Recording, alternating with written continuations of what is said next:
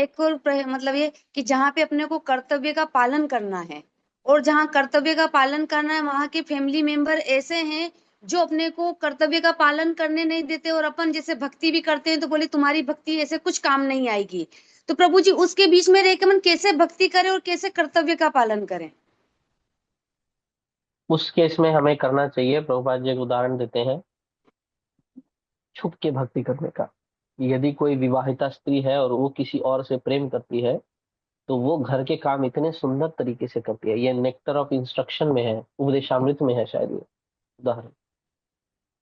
वो घर के काम इतने सुंदर तरीके से करती है, तब दक्षता से करती है कि उसके पति को, उसकी सास को दरअसल शक नहीं होता कि इसका कोई और चक्कर चल रहा है, लेकिन मन में वो अपने प्रेमी के बारे में यद्यपि आजकल तो ये बड़ा सत्य होने लगा है, बट प्रभुपाद जी ये उदाहरण दे रहे हैं, इसको समझिए।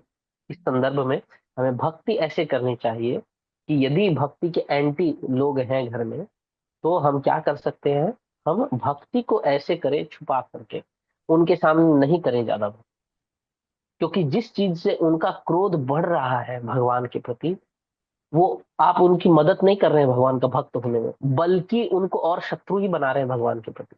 तो एक तरह से कहे तो आप एंटी प्रीचिंग भी किए जा रहे हैं। तो बेस्ट उपाय क्या है, उनके सामने नहीं करें माला जप।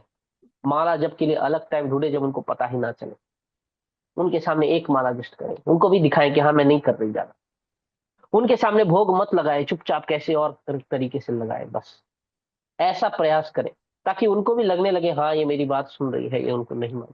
ऐसा करते करते यदि आप करते रहेंगे, ये चेष्टा जो है, जैसा कहा है ना, निरंतर ये चेष्टा सतताम, ये सतत चेष्टा जो है ये भगवान देखते हैं।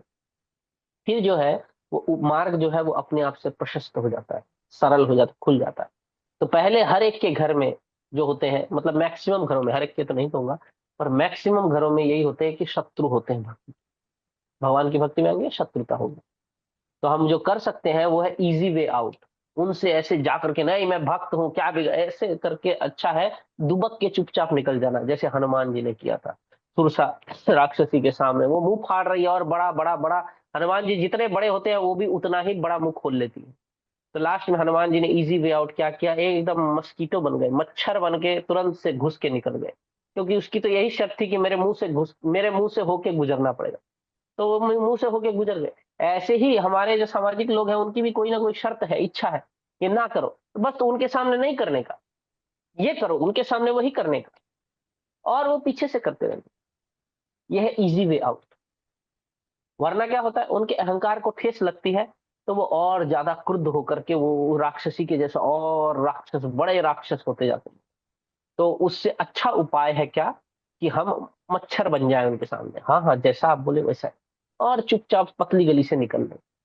ऐसा करने से ऐसा नहीं है कि हाँ हम तो छोटे हो गए, नहीं। ये वो तरीका है कि कल हम उनको जीत जाएंगे। क्योंकि यदि हम ऐसे चुपके से भक्ति कर रहे हैं, यदि हम उनको प्रसाद पवाते रहे ऐसे, तो एक दिन उन पे ऑटोमेटिक प्रभाव पड़ेगा। दूसरा, भगवान हमारा जब प्रयास देख रहे हैं ऐसा, तो वो ऑटोमेटिक उनके हृदय में, सबके हृदय में परमात्मा है ना, उनके हृदय के परमात्मा को टेलीफोन कर देंगे, इसको तुम डिस्टर्ब मत करो, नहीं करेगा ऑटोमेटिक।